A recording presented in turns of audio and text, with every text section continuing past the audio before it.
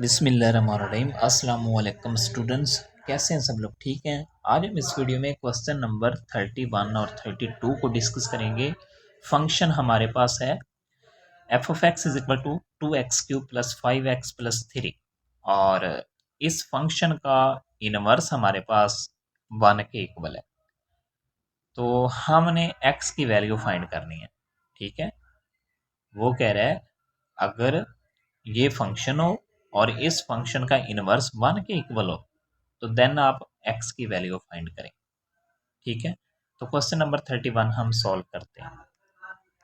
देखें जी, क्वेश्चन हमारे पास है, ये फंक्शन है और इस फंक्शन का इनवर्स 1 के इक्वल है। ठीक है, मीन के आप ना इस फंक्शन में 1 पुट करते हैं तो ये हमें आइडेंटिटी फंक्शन देता है। ठीक है, इसका मतलब ये होता है। तो हम सॉल्व करते हैं x की वैल्यू। देखें जी, तो मैंने फंक्शन के अंदर ना x की जगह पर 1 पुट कर दिया है। तो हमारे पास इस फंक्शन का जो आंसर आ रहा है वो क्या आ रहा है? ये देखिए 10 आ रहा है। इनको आप ऐड करेंगे ना, 2 प्लस 5 प्लस 3, तो ये हमारे पास 10 के इक्वल है। ठीक है, तो देखें जी, ये ऊपर है ना, ये देखें f of 1 is equal to x, तो यानी कि एफ ऑफ 1 की वैल्यू हमारे पास 10 आ रही है।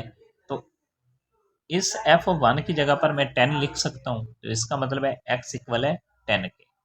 इस बात का ये मतलब है, तो ये उसने नीचे भी लिखा हुआ है f of 1 is equal to 10, तो यहाँ से एक्स की वैल्यू हमें हासिल हो रही है 10।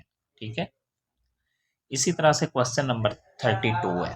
ठीक है, फंक्शन हमारे पास है f of x is equal to x³ over x² plus 1 और इस फंक्शन का इनवर्स 2 के इक्वल है। तो इस बात का क्या मतलब है?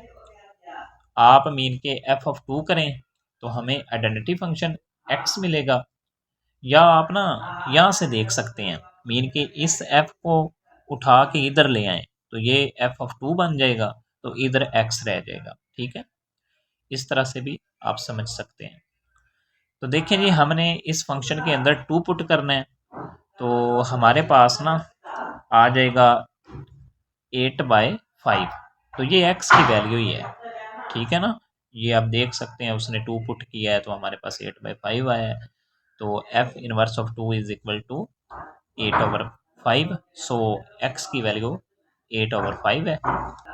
तो ये थी हमारी आज की वीडियो। अगर आपको वीडियो हमारी अच्छी लगी तो वीडियो को लाइक करें और चैनल को लाजमी सब्सक्राइब करें। Thank you for watching. अल्लाह हाफिज़।